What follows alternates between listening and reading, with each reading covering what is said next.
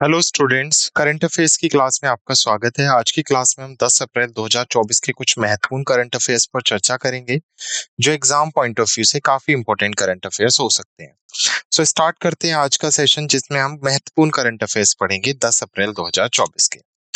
आज की क्लास में हम शुरुआत करेंगे कुछ अंतर्राष्ट्रीय समाचार के साथ जिसमें हम इंटरनेशनल लेवल पर बन रही इंपॉर्टेंट न्यूज डिस्कस करेंगे। सेकंड, हम स्टेट एंड सेंट्रल गवर्नमेंट के कुछ इनिशिएटिव्स देखेंगे जिसमें हम राज्य समाचार पढ़ेंगे। बैंक और वित्त से रिलेटेड कुछ महत्वपूर्ण समाचारों पर चर्चा करेंगे। रक्षा समाचार हम डिस्कस करेंगे। विज्ञान और प्रौद्योगिकी समाचार, साइंस एंड टेक्नोलॉजी के रिसेंट इनोवेशन से कोई न्यूज बनती है तो वो कवर करेंगे। कुछ स्पोर्ट्स इवेंट्स देखेंगे, खेल समाचार देखेंगे, पुरस्कार और मान्यताओं से रिलेटेड समाचार देखेंगे। कुछ शोक समाचार हम डिस्कस करेंगे, नियुक्तियों से रिलेटेड समाचार देखेंगे और महत्वपूर्ण दिन से रिलेटेड समाचार देखेंगे। तो ये 10 कैटेगरीज होंगी जिसमें हम समाचारों को डिस्कस करेंगे। लास्ट में हम देखेंगे सारांश यानी क्लास की समरी की क्या क्या इंपॉर्टेंट हमने डिस्कस किया है। क्लियर? हमारे स्लाइड डेक में उपयोग की गई छवियां केवल शैक्षणिक उद्देश्य के लिए हैं। हम इन छवियों के मूल रचनाकारों और मालिकों के बौद्धिक संपदा अधिकारों का सम्मान करते हैं। यदि आप इस डेक में उपयोग की गई किसी भी छवि के मालिक हैं और आपको कोई चिंता या समस्या है तो कृपया साथी @iitk.ac.in पर हमसे संपर्क करें, हम छवियों को हटा देंगे। स्टार्ट करते हैं सबसे पहले इंटरनेशनल न्यूज के साथ जिसमें मिनिस्ट्री ऑफ एक्सटर्नल अफेयर्स ने म्यांमार में सिटवे बंदरगाह की संचालन को संभालने की मंजूरी दी है। तो अभी भारत का ये दूसरा इंटरनेशनल पोर्ट है जिसको भारत क्या करेगा, संभालेगा, जो म्यांमार में स्थित है। कहां पर? कलादन रिवर के ऊपर। तो सिटवे बंदरगाह को भारतीय वित्त सहायता के तहत निर्मित कलेदान मल्टी मॉडल ट्रांजिशन ट्रांसपोर्ट परियोजना के हिस्से के रूप में विकसित किया गया है। यह बंदरगाह म्यांमार में पालेस्वा से एक अंतर्देशीय जलमार्ग के माध्यम से और पालेस्वा से मिजोरम में जोरिनपुई तक एक सड़क के माध्यम से जुड़ता है। IPGL Sagarmala development company limited की पूर्ण स्वामित्व वाली सहायक कंपनी है जो बंदरगाह, नौवहन और जलमार्ग मंत्रालय के अंतर्गत आती है। नेक्स्ट है, सऊदी अरब को महिलाओं के अधिकार आयोग का अध्यक्ष चुना गया है अधिकारों को लेकर चिंताओं के बावजूद। तो संयुक्त राष्ट्र महिला स्थिति पर आयोग ने सर्वसम्मति से सऊदी अरब को 2025 में अपने 69वें सत्र की अध्यक्षता करने के लिए चुना है। तो अब्दुल अजीज अलवसी जो संयुक्त राष्ट्र में सऊदी अरब के स्थायी प्रतिनिधित्व हैं उनको CSW के अध्यक्ष के रूप में चुना गया है। सऊदी अरब एक अध्यक्ष के रूप में लैंगिक समानता को बढ़ावा देगा और विश्व भर में महिलाओं को सशक्त बनाएगा। सऊदी अरब के महिलाओं के अधिकारों के रिकॉर्ड के कारण मानव अधिकार समूह द्वारा नेतृत्व के लिए बिना विरोध के बोली की निंदा की गई। क्लियर? तो याद रखना है, सऊदी अरब महिलाओं के अधिकार के आयोग का अध्यक्ष चुना गया है यूनाइटेड नेशन में। नेक्स्ट है 2024 का अंतरात्मा रोमा दिवस या रोमानी दिवस के नाम से भी इसे हम सेलिब्रेट करते हैं, जो रोम संस्कृति और इतिहास के जश्न मनाने के लिए प्रतिवर्ष 8 अप्रैल को मनाया जाता है। यह दिन 1971 में लंदन के पास आयोजित प्रथम विश्व रोमा कांग्रेस की स्मृति में मनाया जाता है। 1990 में पोलैंड के सैरोक में आयोजित चौथे विश्व रोमा कांग्रेस के दौरान 8 अप्रैल को आधिकारिक रूप से अंतर्राष्ट्रीय रोमा दिवस घोषित किया गया। तो यूरोप की सबसे बड़ी जो जातीय अल्पसंख्यक समुदाय द्वारा विश्व भर में सामना की जाने वाली चुनौती और भेदभाव को यह दिन उजागर करता है। नेक्स्ट, साइमन हैरिस बने आयरलैंड के सबसे युवा प्रधानमंत्री। तो 37 वर्ष की आयु में साइमन हैरिस आयरलैंड के सबसे युवा प्रधानमंत्री चुने गए हैं। उन्होंने लियो वरादकर का स्थान लिया। हैरिस ने 8869 के सदस्यीय वोट से नामांकन सुरक्षित किया। उसे स्वतंत्र विधायकों और गठबंधन सहयोगियों फियाना फेल और ग्रीन पार्टी से समर्थन मिला है। तो आपको नाम याद रखना है यहाँ पर, साइमन हैरिस अभी क्या बन गए हैं? आयरलैंड के सबसे युवा प्रधानमंत्री। नेक्स्ट, नेशनल न्यूज है, भारतीय मूल की विशेषज्ञ अश्विनी ब्रिटेन की डिमेंशिया अनुसंधान टीम में शामिल हो गई हैं। तो भारतीय मूल की न्यूरोलॉजिस्ट हैं जो यूके में एक प्रतिष्ठित अनुसंधान टीम में शामिल हो गई हैं जिनका नाम अश्विनी केशवन है। टीम को रक्त परीक्षण के माध्यम से डिमेंशिया का पता लगाने का कार्य सौंपा गया है। उनका शोध इस नैदानिक दृष्टिकोण का समर्थन करने वाले साक्ष्य एकत्र करने का लक्ष्य रखता है। अध्ययन के निष्कर्ष अगले 5 वर्षों में डिमेंशिया की पहचान और प्रबंधन में क्रांति ला सकता है। नेक्स्ट, बैंक और फाइनेंस से इस्पात मंत्रालय का JPC विच इज संयुक्त समिति। तो भारत वित्त वर्ष 2024 में तैयार इस्पात का शुद्ध आयतकार बना है जिसको इस्पात मंत्रालय की जो ज्वाइंट प्लान कमेटी है उसके थ्रू डिक्लेयर किया गया है। तो भारत ने 2024 में 8.31 मिलियन मीट्रिक टन तैयार स्टील का आयात किया, जो 2023 की तुलना में 38.1% अधिक है। निर्माण और ऑटोमोटिव सेक्टर से मजबूत मांग के बीच ऐसा पॉसिबल हो पाया है। तो भारत में इस्पात की खपत 2024 में 13.4 से बढ़कर 136 मिलियन मीट्रिक टन हो गई, जो मिश्र धातु की मजबूत मांग को दर्शाती है। भारत से तैयार इस्पात का निर्यात 2024 में बढ़कर 7.48 मीट्रिक टन हो गया, जो 23 में 11.5% अधिक है। नेक्स्ट, भारत हुरुन के ग्लोबल यूनिकॉर्न इंडेक्स 2024 में तीसरे स्थान पर है। तो हुरुन इंस्टीट्यूट द्वारा प्रकाशित ग्लोबल यूनिकॉर्न इंडेक्स 2024 की 6वीं संस्करण की रिपोर्ट के अनुसार भारत 67 यूनिकॉर्न के साथ तीसरे स्थान पर है।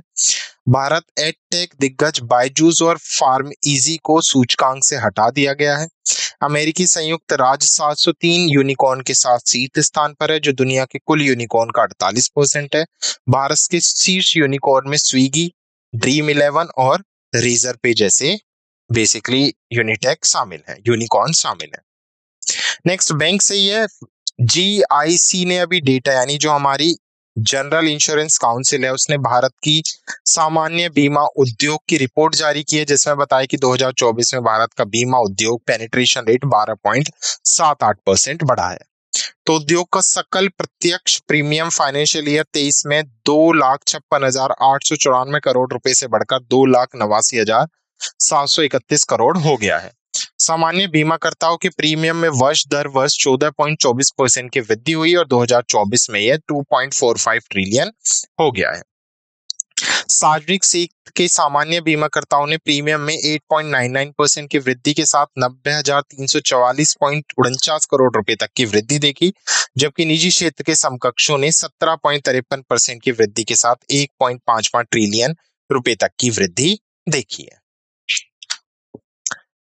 नेक्स्ट, बैंक और फाइनेंस से एसबीआई स्टैंडर्ड चार्टर्ड बैंक ने नए आरबीआई दिशा निर्देश के तहत पहला क्रेडिट डिफॉल्ट स्वैप व्यापार किया है। तो सीडीएस क्या होता है? जो हम कॉर्पोरेट बॉन्ड्स खरीदते हैं उसके अगेंस्ट हमें जो बेसिकली जो हम इंश्योरेंस परचेज कर सकते हैं उसी को हम सीडीएस कहते हैं।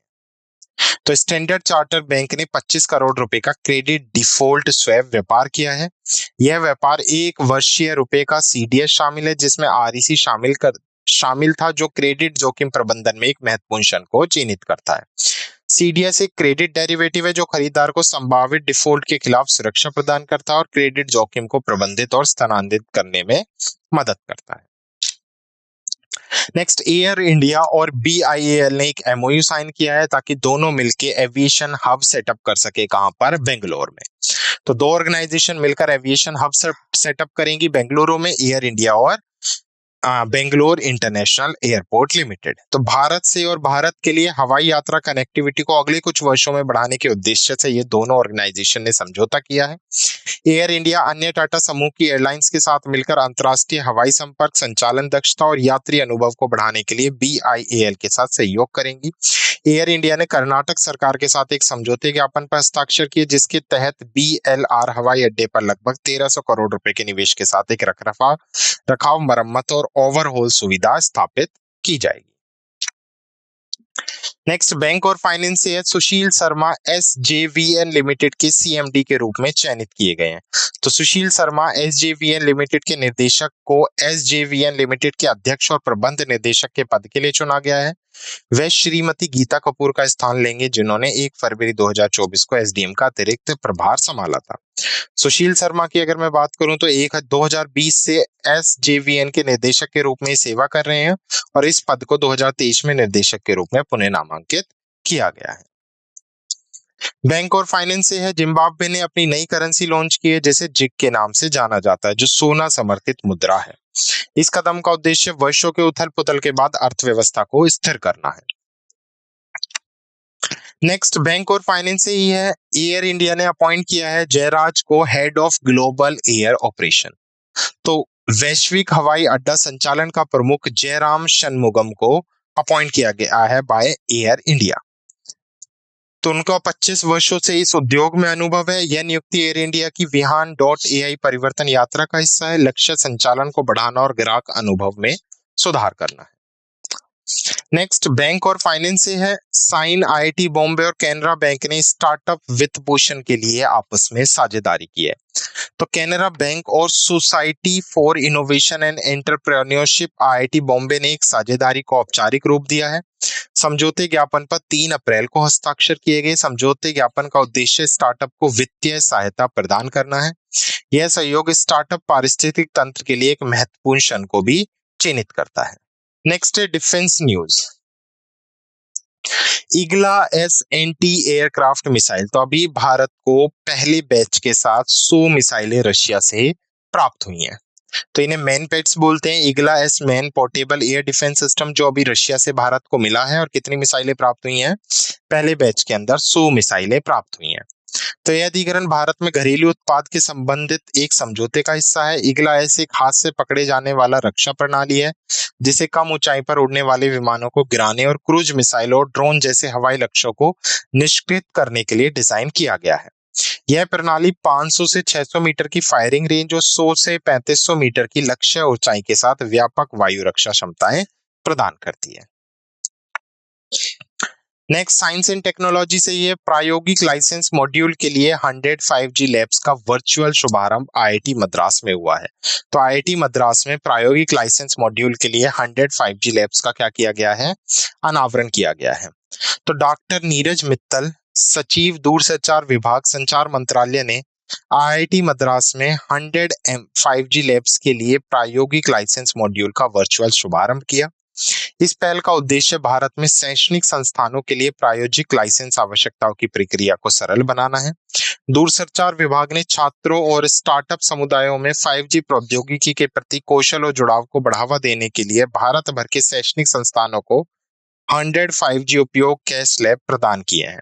लैब विभिन्न प्रयोगों और परीक्षण उपयोग मामलों के लिए 5G फ्रीक्वेंसी बैंड का उपयोग करेंगे जिसे लाइसेंस प्राप्त दूरसंचार सेवा प्रदाताओं के लिए बिना किसी हस्तक्षेप के संचालन सुनिश्चित हो सकेगा। नेक्स्ट साइंस एंड टेक्नोलॉजी से इसरो की चंद्रयान टीम मिशन को 2024 के लिए जोनल जैक स्वीगर्ट जूनियर पुरस्कार अंतरिक्ष अन्वेषण के लिए प्राप्त हुआ है। तो भारत का इसरो का मिशन सफल रहा था चंद्रयान 3 जो मून की साउथ साइड पर सॉफ्ट लैंडिंग के लिए बेसिकली सक्सेसफुल रहा था। तो अभी भारत को इस मिशन के लिए जैक का स्वीगर्ट जूनियर पुरस्कार दिया गया है। तो डीसी मंजुनाथ ह्यूस्टन यूएस में भारत के महा वाणिज्य दूत ने इसरो की चंद्रयान टीम की ओर से पुरस्कार प्राप्त किया। पुरस्कार समारोह 8 अप्रैल 2024 को कोलोराडो यूएसए में स्पेस फाउंडेशन द्वारा आयोजित वार्षिक संगोष्ठी के उद्घाटन समारोह में दिया गया। चंद्रयान 3 मिशन टीम को अंतरिक्ष अन्वेषण में उनके महत्वपूर्ण योगदान के लिए पुरस्कार सम्मानित करता है। Clear. Next science and technology से है। नासा ने सौर ग्रहण के दौरान वोलॉप्स फ्लाइट फैसिलिटी से एपीई मिशन के लिए 3 साउंडिंग रॉकेट लॉन्च किए। तो 8 अप्रैल 2024 को नासा ने वर्जीनियस यूएसए के वोलॉप्स फ्लाइट फैसिलिटी से atmospheric perturbation around eclipse path mission के लिए 3 Black Brant 9 sound reading rocket launch किए हैं। यह मिशन पूर्ण सूर्य ग्रहण के दौरान आयनमंडल में उत्पन्न होने वाले विक्षोभों का अध्ययन करने का लक्ष्य रखता है। रॉकेट को 3 अलग अलग समय पर लॉन्च किया गया। स्थानीय ग्रहण के चरम से 45 मिनट पहले, चरम के दौरान और चरम के 45 मिनट बाद। मिशन का नेतृत्व एरोहो बरजत्तिया द्वारा किया जा रहा है जो फ्लोरिडा यूएसए के एम्ब्री रिडल एरोनॉटिकल यूनिवर्सिटी में इंजीनियरिंग फिजिक्स के प्रोफेसर हैं। नेक्स्ट ईयू भारत सहयोग। तो यूरोपियन यूनियन और इंडिया ने कोलैबोरेशन किया है ताकि इलेक्ट्रॉनिक व्हीकल्स बैटरी रिसाइकलिंग पे काम किया जा सके। तो यह सहयोग अप्रैल 2022 में स्थापित भारत ईयू व्यापार और प्रौद्योगिक परिषद के से उत्पन्न होता है। इस पहल का उद्देश्य स्वच्छ और हरित प्रौद्योगिकियों में सहयोग को बढ़ावा देना है। यह ईवी क्षेत्र में नवाचार और स्थिति को बढ़ावा देने की भी उम्मीद करता है। Clear. Next science and technology से ही है। इसरो के चंद्रयान 3 मिशन को प्रतिष्ठित जॉन एल जैक स्वीगर्ट जूनियर पुरस्कार से सम्मानित किया गया। तो अभी हमने पढ़ा है, ये सेम न्यूज है जो अभी हमने रिसेंटली डिस्कस की है। नेक्स्ट है गुज कोस्ट को इसरो के स्टार्ट कार्यक्रम के लिए नोडल केंद्र के रूप में नामांकित किया गया है। तो गुज कोस्ट को इसरो के स्टार्ट कार्यक्रम के लिए नोडल केंद्र नियुक्त किया गया है। कार्यक्रम का उद्देश्य अंतरिक्ष विज्ञान और प्रौद्योगिकी में महत्वाकांक्षी वैज्ञानिकों और इंजीनियरों को पोषित करना है। यह अंतरिक्ष विज्ञान अनुसंधान के विभिन्न क्षेत्रों को कवर करने वाला एक प्रारंभिक ऑनलाइन मंच प्रदान करता है। इस पहल से भविष्य के अंतरिक्ष वैज्ञानिकों को प्रेरणा और शिक्षा मिलने की भी उम्मीद है। तो याद रखना है, गुज कोस्ट को इसरो के स्टार्ट कार्यक्रम के लिए नोडल केंद्र के रूप में नामांकित किया गया है। नेक्स्ट स्पोर्ट्स से न्यूज है। ओलंपिक चैंपियन विनर हैं वैलेरी एडमंड, जिनको टीसीएस वर्ल्ड 10 के बेंगलुरु 2024 के लिए ब्रांड एम्बेसडर नियुक्त किया गया है। तो न्यूजीलैंड की ये शॉटपुट खिलाड़ी है डैम वैलेरी, जिनको एडमंड्स को टाटा कंसल्टेंसी सर्विसेज के 16वें संस्करण के वर्ल्ड 10 के बेंगलुरु के अंतरराष्ट्रीय इवेंट एम्बेसडर नियुक्त किया गया है। यह कार्यक्रम कब से कब तक चलेगा? यह कार्यक्रम 28 अप्रैल 2024 को आयोजित किया जाएगा। वैलेरी एडसन 4 बार की विश्व चैंपियन और 2 बार की ओलंपिक स्वर्ण पदक विजेता है। तो ये 4 बार की विश्व चैंपियन है और 2 बार की ये ओलंपिक स्वर्ण पदक विजेता है। वह 2008 के बीजिंग ओलंपिक खेलों और 2012 के लंदन ग्रीष्मकालीन ओलंपिक में स्वर्ण पदक भी जीत चुके हैं। तो मोस्ट इंपोर्टेंट है ये। 2008 में इन्होंने बीजिंग में ओलंपिक जीता था और गोल्ड मेडल जीता था, और 2012 में लंदन में जो ग्रीष्मकालीन ओलंपिक हुए थे उसमें स्वर्ण पदक जीता था। क्लियर? तो इंपॉर्टेंट पर्सनैलिटी है वैलेरी एडमंड्स, जो 4 बार की विश्व चैंपियन है और 2 बार की ओलंपिक स्वर्ण पदक विजेता भी है। नेक्स्ट स्पोर्ट्स ही न्यूज है। श्रीलंकन स्टार है कमिंदे मेडिसन और इंग्लैंड की माया बाउचिर बनी है ICC player of the month. तो मार्च 2024 के लिए अगर मैं बात करूं, ICC player of the month नामांकित किए गए, जिसमें श्रीलंकन स्टार कमिंदे मेडिस और इंग्लैंड की माया बाउचिर मेल और फीमेल कैटेगरी में respectively player of the month चुनी गई हैं। तो बांग्लादेश के खिलाफ पहले टेस्ट में उनके ऐतिहासिक बल्लेबाजी प्रदर्शन श्रीलंका की जीत के लिए महत्वपूर्ण थे। इंग्लैंड की माया बुशियर को मार्च 2024 के लिए आईसीसी महिला प्लेयर ऑफ द मंथ से सम्मानित किया गया है। बाउचियर के असाधारण प्रदर्शन ने न्यूजीलैंड के खिलाफ T20 आई श्रृंखला में इंग्लैंड को 4-1 की श्रृंखला से जीत दिलाई थी। तो दोनों नाम यहाँ पर इंपॉर्टेंट हो जाते हैं, मेल कैटेगरी में भी और फीमेल कैटेगरी में भी। और कौन किस इस कंट्री से बिलोंग करता है ये भी कई बार क्वेश्चन एग्जामिनर्स घुमा घुमा के पूछ लेते हैं। क्लियर? तो यहाँ पर कंफ्यूज नहीं होना है। नेक्स्ट स्पोर्ट्स से ये प्रथम राष्ट्रीय महिला हॉकी लीग भारत में महिला खेलों के लिए मानक बढ़ाया। तो नेशनल महिला हॉकी लीग 2024-25 का उद्घाटन सत्र शुरू होने वाला है। लीग 30 अप्रैल से 9 मई तक रांची में आयोजित की जाएगी। यह भारत में शीर्ष महिला हॉकी प्रतिभा को प्रदर्शित करने का वादा करता है। इस कार्यक्रम से देश में महिला खेलों की स्थिति को ऊंचा उठाने की उम्मीद है। तो नेशनल महिला हॉकी लीग 24-25 का उद्घाटन सत्र शुरू होने वाला और प्रथम ये राष्ट्रीय महिला हॉकी लीग होगी, जो 30 से 9 मई तक कहां पर कंडक्ट की जाएगी? रांची, झारखंड में। नेक्स्ट स्पोर्ट्स ही न्यूज है। सुमित नागल ने मोंटे कार्लो मास्टर्स में इतिहास रचा है। तो अभी क्या हुआ है, सुमित नागल मिट्टी के कोर्ट पर एटीपी मास्टर्स 1000 मैच जीतने वाले पहले भारतीय खिलाड़ी बन गए हैं। यह ऐतिहासिक उपलब्धि रोलेक्स मार्टो कार्लो मास्टर्स में हुई। नागल की जीत उनके टेनिस करियर में एक महत्वपूर्ण मील का पत्थर है। यह उस भारत के शीर्ष टेनिस खिलाड़ी के रूप में भी या उन्हें भारत के शीर्ष टेनिस खिलाड़ी के रूप में भी स्थगित करती है या स्थापित करती है। क्लियर? तो सुमित नागल याद रखना है, पूछ लिया जाएगा किस इवेंट से रिलेटेड है ये? बेसिकली टेनिस से रिलेटेड है। नेक्स्ट अवार्ड एंड रिकॉग्निशन से है। Wow world literature award. Wow की अगर मैं बात करूं तो वर्ल्ड ऑर्गेनाइजेशन ऑफ राइटर्स का ये अवार्ड होता है जो लिटरेसी में दिया जाता है। तो ये अगर मैं 2024 की बात करूं तो प्रसिद्ध कन्नड़ कवित्री हैं ममता जी सागर, जिन्हें वाओ वर्ल्ड लिटरेचर पुरस्कार से सम्मानित किया गया है। तो प्रसिद्ध कन्नड़ कवित्री, लेखिका और कार्यकर्ता ममता जी सागर ने world organisation of writers world literacy prize जीता। पुरस्कार समारोह अबुजा नाइजीरिया में 7th विश्व साहित्य महोत्सव वाओ लिफ्ट 2024 के हिस्से के रूप में आयोजित किया गया। पुरस्कार में एक स्वर्ण पदक, एक नगद पुरस्कार और एक पुस्तक प्रकाशन समझौता शामिल है।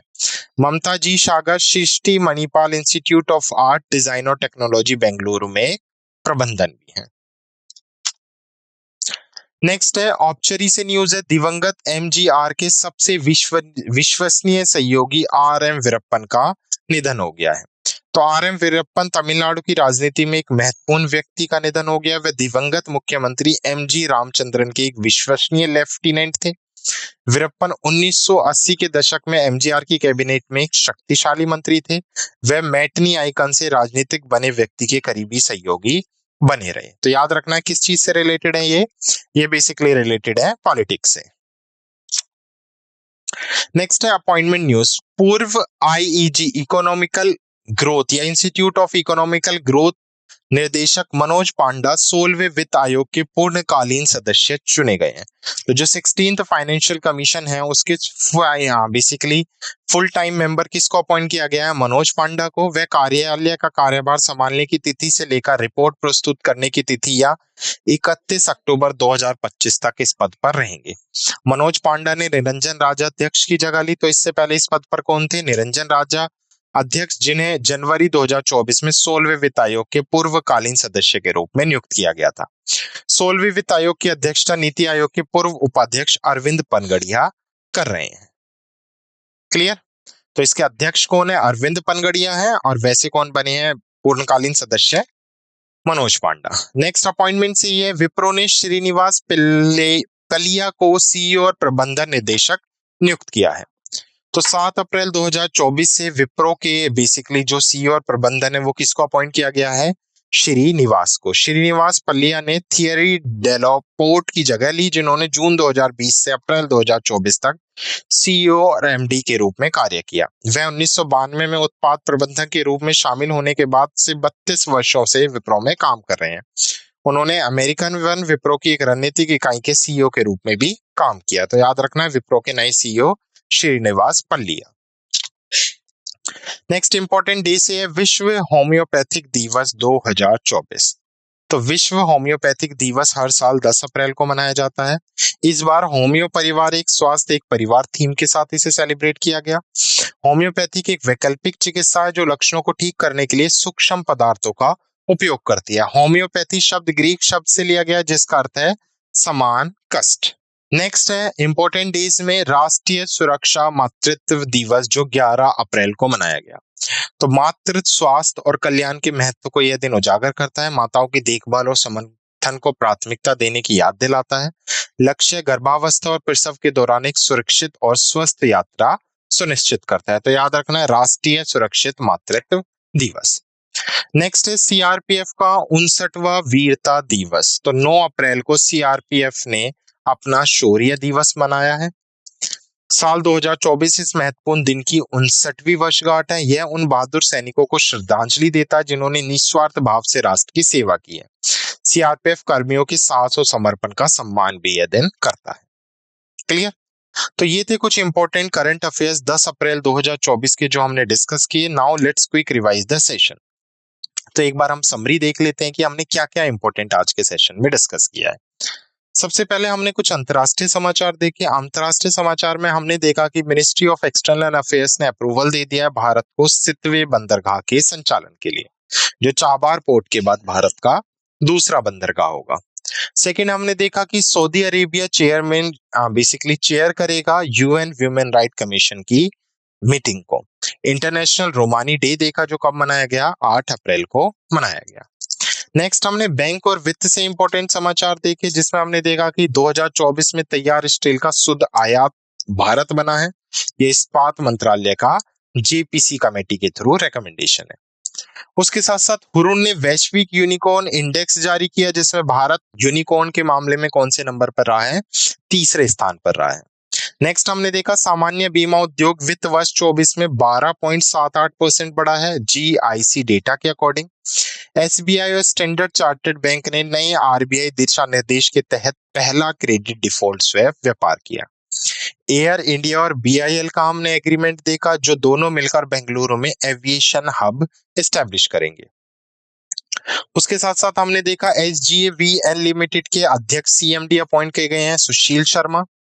उसके अलावा जिम्बाब्वे ने इंट्रोड्यूस किया है जिग, जो एक न्यू गोल्ड बैक्ड करेंसी है। तो जिम्बाब्वे में फाइनेंशियल इंक्लूजन चल रहे थे ड्यू टू फाइनेंशियल इशू, तो जिम्बाब्वे ने एक न्यू करेंसी अभी लॉन्च की है। नेक्स्ट बैंक और वित्त समाचार देखिए हमने, जिसमें हमने देखा कि एयर इंडिया ने जयराम शनमुख को ग्लोबल एयरपोर्ट ऑपरेशन का प्रमुख नियुक्त किया है। तो इंपॉर्टेंट न्यूज है ये भी। नेक्स्ट सी ने एसआईएनई और आईटी बॉम्बे और कैनरा बैंक ने स्टार्टअप फाइनेंसिंग के लिए आपस में साझेदारी की है। तो 3 ऑर्गेनाइजेशंस हैं ये, फर्स्ट एसआईएनई, सेकंड आईटी बॉम्बे और थर्ड कौन सी ऑर्गेनाइजेशन है? कैनरा बैंक। नेक्स्ट हमने डिफेंस से हमने देखा कि भारत को रूस से 24 इगला एस एंटी एयरक्राफ्ट मिसाइलें मिली हैं। साइंस एंड टेक्नोलॉजी से हमने देखी कि आईटी मद्रास में 100 5G लैब्स के लिए प्रायोगिक लाइसेंस मॉड्यूल का वर्चुअल शुभारंभ किया है। इसरो की टीम ने चंद्रयान 3 की सक्सेस के बाद उन्हें जैक स्वीगर्ट जूनियर पुरस्कार से सम्मानित किया गया है। नासा से हमने देखा, नासा ने सोलर एक्लिप्स के दौरान वोलॉप्स फ्लाइट फैसिलिटी से एपीईपी मिशन के लिए 3 साउंडिंग रॉकेट लॉन्च किए हैं। ईयू भारत सहयोग हमने देखा, यूरोपियन यूनियन और भारत का कोलैबोरेशन देखा, जिसमें ईवी बैटरी रिसाइकलिंग में नवाचार को बढ़ावा देने के लिए दोनों ऑर्गेनाइजेशंस ने आपस में क्या किया है? टाई अप किया है, या हम कह सकते हैं समझौता किया है। क्लियर। उसके साथ साथ हमने सेम वही न्यूज देखी, इसरो के चंद्रयान 3 मिशन को प्रतिष्ठित जॉन एल जैक स्वीगर्ट जूनियर पुरस्कार से सम्मानित किया गया और गुज कोस्ट को इसरो के स्टार्ट कार्यक्रम के लिए नोडल केंद्र के रूप में नामांकित किया गया है। स्पोर्ट्स इवेंट से हमने इंपॉर्टेंट न्यूज देखी, जिसमें ओलंपिक चैंपियन है वेलेरी एडमंड्स, जिनको टीसीएस वर्ल्ड 10 के बेंगलुरु 2024 के लिए वैश्विक रूप से ब्रांड एम्बेसडर नियुक्त किया गया है। नेक्स्ट हमने कुछ खेल समाचारों में अलग से कुछ पॉइंट्स देखे, जिसमें हमने देखा श्रीलंकन स्टार हैं कमिंदु और इंग्लैंड की माया हैं, जिन्हें मार्च मंथ के लिए ICC player of the month चुना गया है। उसके साथ साथ उद्घाटन राष्ट्रीय महिला हॉकी लीग भारत में महिला खेलों के लिए एक नई ऊंचाई। सुमित नागल ने मांटो कार्लो मास्टर्स में इतिहास रच दिया है। ये न्यूज हमने इंपॉर्टेंट पढ़ी है। नेक्स्ट हमने पुरस्कार और मान्यताओं से समाचार देखा, जिसमें हमने देखा कि वाओ वर्ल्ड लिटरेचर प्राइज, तो काफी इंपॉर्टेंट अवार्ड है वाओ वर्ल्ड लिटरेचर प्राइज, जो प्रसिद्ध कन्नड़ कवित्री ममता जी सागर को दिया गया है। क्लियर। उसके अलावा हमने देखा था कि पूर्व आईजी निदेशक है मनोज पांडा, जिन्हें 16वें वित्त आयोग के पूर्वकालीन सदस्य नियुक्त किया गया है। और उसके साथ साथ विप्रो ने श्रीनी पिल्लई को सीईओ और प्रबंधन निदेशक नियुक्त किया है। साइमन हैरिस आयरलैंड के सबसे युवा प्रधानमंत्री बने, ये भी हमने देखा। सीआरपीएफ का 59वां शौर्य दिवस मनाया गया। भारतीय मूल के विशेषज्ञ अश्वनी ब्रिटेन की डिमेंशिया अनुसंधान टीम में शामिल हुए हैं। विश्व होम्योपैथिक दिवस और राष्ट्रीय सुरक्षा मातृत्व दिवस 2024 से भी हमने कुछ इंपॉर्टेंट पॉइंट्स देखे। और शौक में हमने देखा कि दिवंगत एमजीआर के सबसे विश्वसनीय लेफ्टिनेंट आरएम वीरप्पन, जो पॉलिटिक्स से बिलोंग करते हैं, उनका भी रिसेंटली निधन हो गया। तो ये थी कुछ इंपॉर्टेंट न्यूज 10 अप्रैल 2024 की, जो हमने डिस्कस की। आशा करता हूँ आपको क्लास समझ आई होगी। धन्यवाद।